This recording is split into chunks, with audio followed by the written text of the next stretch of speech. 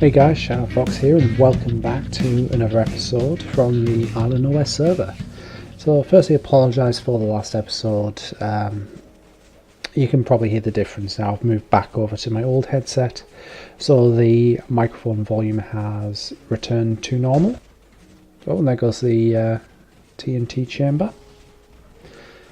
So I've just been over here at the cobblestone farm.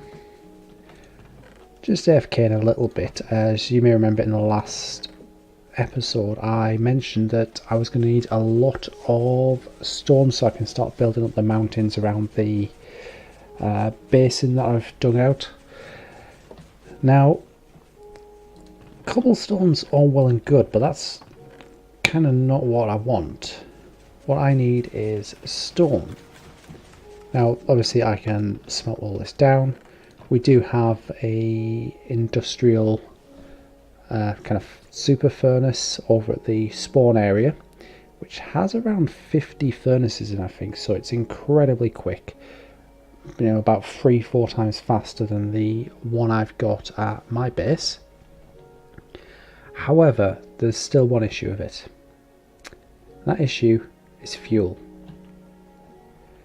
So, in today's episode, as well as working on the Nether portal some more, I also want to have a look into actually getting some kind of fuel or renewable fuel source set up. Now in 1.13 we have kelp, which I was using at my smelter. However, I was having to go out and collect that, which kind of took a while, and then waiting for it to smelt down. What I'd like is something a little more automatic, so less manual. So I'm going to head over to... where would all my redstone be? I'm going to head back over to my starting base. I'm going to grab a few things and we'll see about getting a kelp farm set up. Okay, so construction of the automatic kelp farm is now underway. We can see it's already starting to work. So this is the design I'm going for. So we've got the kelp on the bottom there, a row of pistons, some observers, and then a bit of redstone out the back just to detect the signal from the observers and power the pistons. So every time a kelp grows to 3 blocks, that triggers the piston. Kelp breaks, floats up to the surface, and then we're going to have some water streams that will bring it towards the centre into a collection area. And that's then going to run into a auto smelter to make the dried kelp. Now obviously at that point we're going to have to manually craft the dried kelp blocks, but that's going to create our renewable fuel source, which is going to come in very handy for running the super smelter over at spawn, which I've just tried out to create all of this glass, and it's done 16 stacks of glass in probably 5 minutes, I would say, so that's pretty amazing. Alright guys, much work has been done and I've now got the actual kelp farm completed. Next up I need to get a item collection system in place, but you can see we've got 1, 2, 3, 4, 5, 6 levels. Now each one of those levels is a full stack of pistons and observers, so that's 64 kelp times 6, it's about 384 I want to say, so about 384 kelp growing. Obviously that's harvesting constantly. As you can see, the kelp is just floating up to the surface. It's then being pushed along over to the edge of the glass, where it then falls into this central area here. Now I think I'm going to keep this area open, but I'm going to install some ice pathways up the top for the kelp to fall onto. That's then going to have water on it, which is going to push it over in that direction, because I want to build the collection area out the back here. So I'm actually going to dig this bit out as well, And then out the back and the side here, we're going to have the auto smeller, which is going to take all of the dried kelp. It's going to smelt it down into dried kelp, and then there'll be a second collection area for the dried kelp, which you can then access to create the dried kelp blocks. And that's what's going to be fueling the super smelter over at spawn. Alright guys, welcome back. So I've finished up the kelp farm in its entirety now, other than the aesthetics of it. As you can see, it's not looking particularly pretty in the slightest. I just had to use whatever blocks I had available. I'm actually thinking I could use the dried kelp blocks for the exterior. However, you can probably see from the size of this thing, it's going to need a lot of decoration blocks, so I'm going to leave that for now. Obviously the most important thing is that it is working. So you can see here we just had a harvest. The kelp is floating up to the top, it then travels along these water streams and out into the auto smelter at the back. Again, this area is not finished either, it's just used whatever blocks I had. So the kelp falls off the edge here down into this minecart. Now this minecart is putting an output into this comparator and comparing against a redstone block. So once this minecart is full, that's going to trigger this redstone torch. It'll depower it, the piston will pull the fence post back, and the cart can zoom around the hoppers and unload the kelp into the furnaces. We've then got a second comparator here which will detect the remaining items in the minecart. So when this travels over here, what will normally happen is it will just go straight across and it will keep going round. However, once that output is empty, we won't get a signal coming down here, which will stop this repeater from locking this one, and will cause this torch to turn off, which will flip the track, so the minecart will go back up here, and this detector rail will then cause the fence post to be pushed back out and block the minecart there until it's filled up again. Now if I head down below, you can see once the kelp has been dried in the furnaces, it then comes out into these chests here. From there we make up the dried kelp blocks using a crafting table. We can come up here, dump some in there, set that going, which will basically refill the backs of the furnaces with the fuel. As you can see, we've got more hoppers going down here. So I've done a couple of tests for this. I did about an hour last night before the server reset, and we got 5 stacks of dried kelp blocks, which is absolutely fantastic. That's going to be more than enough to keep powering the super smelter over at the spawn area, which is exactly what we need, because I'm starting to realise that my storage is a bit of a mess. Like, I've got chests over at my new base area. I've got a couple of chests that are just full of random junk. I've got chests that are out over at the island that you can see there next to where I was building the iron farm. I've got chests at my starter base, which, although they started off relatively organised, they're now a mess. I've got chests over at the boombox. I've got chests outside the villager breeder, outside the trading hall. Basically, I've just got chests everywhere. So I want to get an item sorter set up, and I've come up with an idea. If I can fly, maybe. Come on. There we go. So yeah, I've come up with an idea for what I want to do in that area, and for that I'm going to need quite a lot of stone. Now if you remember, we did build the blast chamber, so I've got plenty of cobblestone. I just now need to get the fuel so I can smelt it all down into smooth stone. So I've been over at the kelp farm doing a fair bit of AFKing, and I've got plenty of dried kelp blocks now loaded into the furnaces here. I'm just crafting up a bunch more so we can take a batch over to the super smelter, because what I want to do now is start getting some of the materials I need for my storage area, the majority of which is going to be smooth stone. So you can see we had about a double chest and a half of kelp there, plus whatever was left in the hoppers. So this is just from a few hours of being AFK. I did a fair bit last night, and this morning managed to get about full inventory of dried kelp blocks.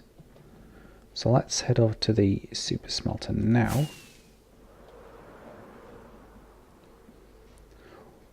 Hopefully I'm not going to spawn any phantoms, because I don't know how many nights it's been since I've slept. Definitely more than 3, so phantoms could be a thing.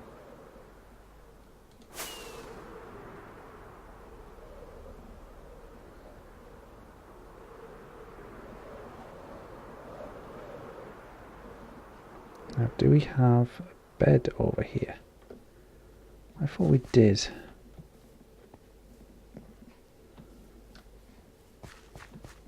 Maybe inside now? Yes, there they are. Let's just quickly sleep, and then we can safely head out to the smelter.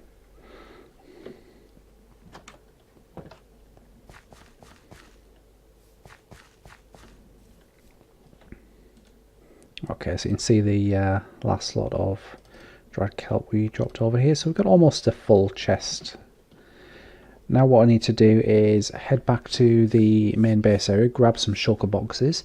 I'm going to load those up with cobblestone, and then we'll see how this thing does, as I believe it's had a small upgrade.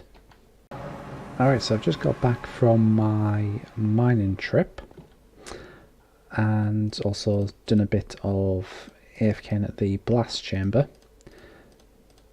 So I have 9 shulker boxes with me. 6 of them are filled with cobblestone, which are these ones here,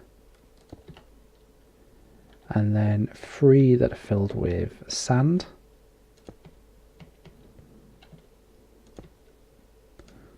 So that's them there. So I'm going to grab this. Let's just pop the sand torches in there for a second.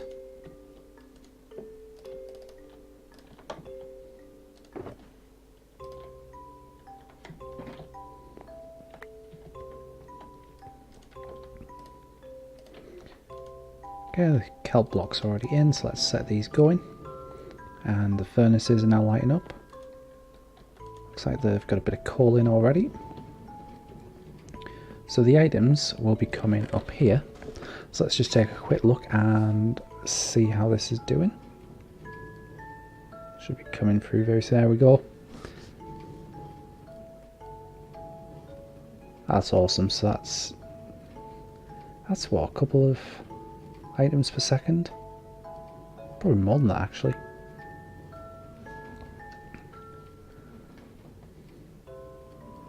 Looks like it's still going to take a bit of time to get 6 full shulker boxes done, but that's a hell of a lot faster than the one back at my base. Alright, so I'm back after smelting down those resources. You can see we've got the 3 shulker boxes of glass, which is not going to be nearly enough for what I want to do, but that part's going to come later anyway, so I'll have plenty of time to gather a lot more. Yeah, I'm probably going to need 30 shulker boxes of glass, maybe more. I guess we'll see over time, but and then we've got these 6 shulker boxes of stone. So what we're doing that is using it to build up the mountains around the edge of the basin. I'm only going to be building the front of the mountains at first. I also have to go back in later and do the backs of them so it doesn't look horrible from the outside.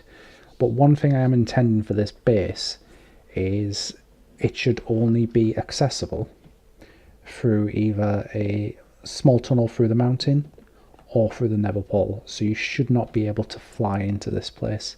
That may give you some clue as to what I'm going to do, but to start off, what I want to do is just build up one section of the mountain just to kind of get a feel for it, you know, and just work out what kind of block palette I want to go with. I want to go mostly stone, I know that, but you know, do I want dirt higher up the mountains? Do I want maybe some snow higher on the peaks? I don't know. I've still to decide that, but I'm going to give it a go. I think the area I'm going to do is probably... do I want to do this bit? You know what? I'm going to do this bit here. I'm actually going to take out this small... what's the word I'm looking for? The small round bit. I can't think what the word is. So we're just going to level it off from about here onward. And then I'm going to build the mountains up here. Now the mountains are going to go right up past the clouds. And that'll give us a relatively flat surface here. Because what I want to do is start building a mass storage room. So the idea I'm going to go with is a dwarven keep. So I'm going to be building a bit of story into this area. So you know, dragons and dwarves have quite a bit of history in fantasy books such as the Lord of the Rings. And the idea is this land was originally home to the dragons until it was invaded by a small dwarven army. Those dwarves came here looking for dragon's gold, and at first they were successful. They managed to drive out some of the dragons, steal the treasures, and they built this kind of cavernous storage area where they hoarded everything they collected. However, what they didn't intend on was the dragons returning and kind of driving them out. So this is going to be not an entirely intact structure. I want it to look like there has been some kind of battle. You know, maybe the doors to the storage area are just left wide open. Maybe the doors are even starting to crumble. There's bits of rubble laying on the floor. You know, just like there has been a large-scale battle here and the place has been abandoned for decades, maybe even centuries. So I'm going to get on with removing this mountain, and I will see you guys once that's done. Alright guys, so a bit of an update. First thing you'll notice is the temporary nether portal has now gone, and I've actually put it in over at the main portal base. Now, one thing I did make a mistake on is I forgot the nether portals have a maximum size limit. So if we fly over here, you can actually see I've had to bring the portal in a couple of blocks on each side, and also I've had to lower the height of the portal as well. Fortunately, it's not a massive deal. I'm going to have to probably rework the outer pillars again, possibly bring the stone in a bit, but it's not a big deal. You know, it's doable. Also, as you can see over here, if we can get some light, so I've ripped out this part of the mountain and just flattened the surface for now, so I'm going to terraform it later and shape it a bit better. And here we have the startings of the kind of dwarven side of the base area. So as you can see, I've dug out quite a large archway, and that arch is slowly kind of going downwards into the ground. It's taken a lot longer than I expected it to. But you can see it's just kind of a nice gradual slope. We're down to Y level 51. I'm not sure how far down I want to go just yet. Although what I'm thinking is, once I get to kind of the centre of the Dwarven City, which I want to be, quite far off so it doesn't interfere with my other plans for the dragon areas, I'm going to have a large kind of circular room, something that's kind of quite reminiscent of Ironforge from World of Warcraft, where you've got the kind of main circular area, and that includes a lot of lava for lighting. And from there it kind of branches off into different quarters almost. So there'll be an area for the storage of the dwarven treasures, which is where I'm going to be putting all of the kind of bulk storage. So things like stone, iron, gold, redstone, things like that. Now dwarves are quite known for smithing as well as treasure gathering. So I think what I'm also going to do is have one area that's dedicated to smithing and enchanting. So I'll have the enchanting room. I'm going to bring the kind of auto smelter that I've got in my starting base over here as well. Maybe expand that a little bit further. Other than that, I'm not sure what else I want to do down here, or if it's just going to be purely kind of aesthetic. But all I know is it's going to be a long ongoing project throughout the life of this server. I want this to be an absolutely massive area. Dwarves are quite famous in literature and films for their epic kind of grand builds. Okay guys, so I've been doing a lot of work off camera on this tunnel. I've probably done about 5 or 6 hours worth of work, and you can see down there I've also got a beacon to help out. So let's head down here. So this is going to be the main passageway into the Dwarven underground fortress. Now I haven't decided entirely what I want to do for the walls and the floor yet, or even the ceiling, but I'm thinking it's got to be stone based. It's got to be like cobblestone stairs, maybe some pillars going up the sides, plenty of lava. And I've also dug out this part as well. Now what I'm planning on is having the stairs from the entrance come down further, but actually descend into a large open room.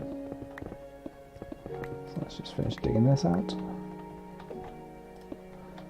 Like so. So this stairway is going to continue down, and then I think around here is probably going to be good. So I think, yeah, that gives a fair bit of distance. That's what I want. I don't want it to be way off in the distance, but I want a nice bit of empty space. And then what I'm going to do is dig this out in a very large circle, and I'm going to put maybe some small houses on the cliff sides, and then around here also I'm going to start the inner circle, which is going to be almost like a crossroads. So from that central point you can head off over in this direction towards the exit. You can head over this way, which might take you to the the smithing area, and then over here you'll get to the storage room. And what I'm thinking as well, if I can just quickly head outside, because there's something quite cool that I liked just in the kind of natural terrain generation over near where I put the temporary base and storage area. And that's this little kind of window here just into the mountain. Now I haven't explored this, I don't know where it goes, but what I would very much like to do is from where the tunnel goes down into the Dwarven City, I'll have a path coming off in this direction, and then maybe an elevator somewhere around here that takes you down, and then this is going to be kind of like a balcony, I guess, kind of like an overlook, because this area here, if you remember, is going to be a large chasm that's going to go all the way down to bedrock. I'm probably going to take this mountain back, make it a lot steeper as well, so as you come out here onto the balcony, you've just got this kind of sheer drop going right down into a lava lake. And obviously from here you can see the nether portal as well, which is looking quite fancy with the dragon statue. I still haven't decided what I want to do on the portal design itself yet, so I'm probably going to play about with that over the next few days, hopefully get a design stuck in mind. And oh god, I just had phantoms. I had phantoms and there's zombies at my bed. There are phantoms and there are mobs everywhere. This place spawns a lot of creepers, by the way. Lots and lots of creepers. There's not so many right now, but trust me. Oh god. Oh Jesus. No. No. No. Can we hide under here?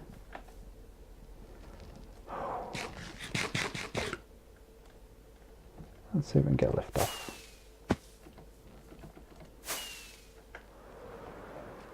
Can we take phantoms out while we're flying?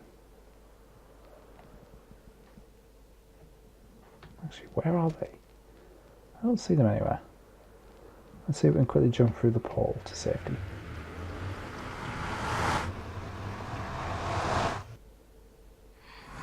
Oh jeez, there they are.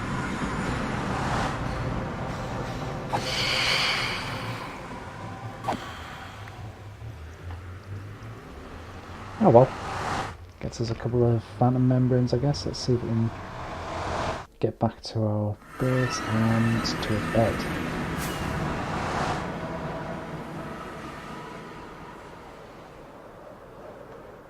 Okay, looks like the zombies that were camping my base have gone now. And there we go, safety. Okay, so a bit of a progress update. As you can see, I've done some more digging out on the sides here, and I've actually found an abandoned mine shaft while I was at it.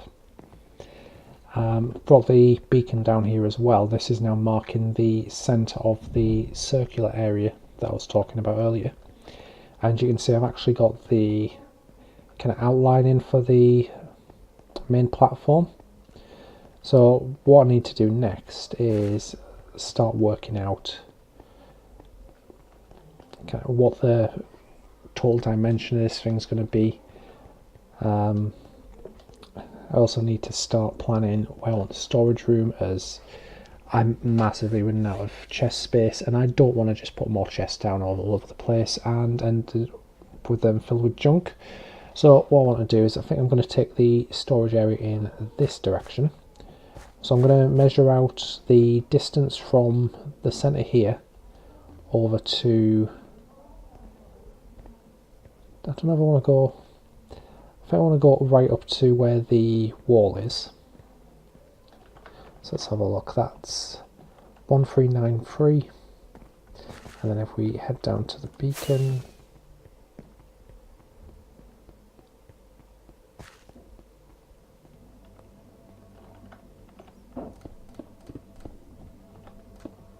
centre there is 1318, so that is 75 blocks. So in total this thing's going to be 150 in diameter. Let's have a look. So from here, I think it was 4454. Yep. So 4454 plus 75 is going to be 4459.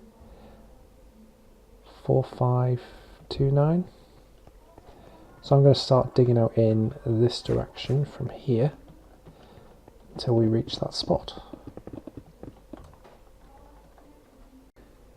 Okay, so that's my pickaxe is pretty much used up again, but you can see I've now got the bridge planned out for the path to the storage area. I've just done it a bit on both sides just to kind of illustrate what I'm wanting. And that's going to have to go way back, so it's in line with the wall over there. So as I said, it's going to be 150 diameter circle really, that's going to make up the main part of this cavern. So that's going to be absolutely massive amount of mining, and unfortunately the beacon I have doesn't quite make it all the way to the edges, which is making it a bit slower than I was hoping for. So I'm probably going to have to look into getting some more beacons, which shouldn't be a problem as I'm digging up a lot of iron while doing this. I've got about another probably 15-16 stacks of iron back in the temporary storage area that I set up. So I need to repair my pickaxes yet again for probably the 7th or 8th time just today, but that is going to be it for this episode. Today we've got a lot done with the entrance to the Dwarven City and also the main platform of the city itself. So I hope you've enjoyed it, guys, and I will see you in the next one. Goodbye.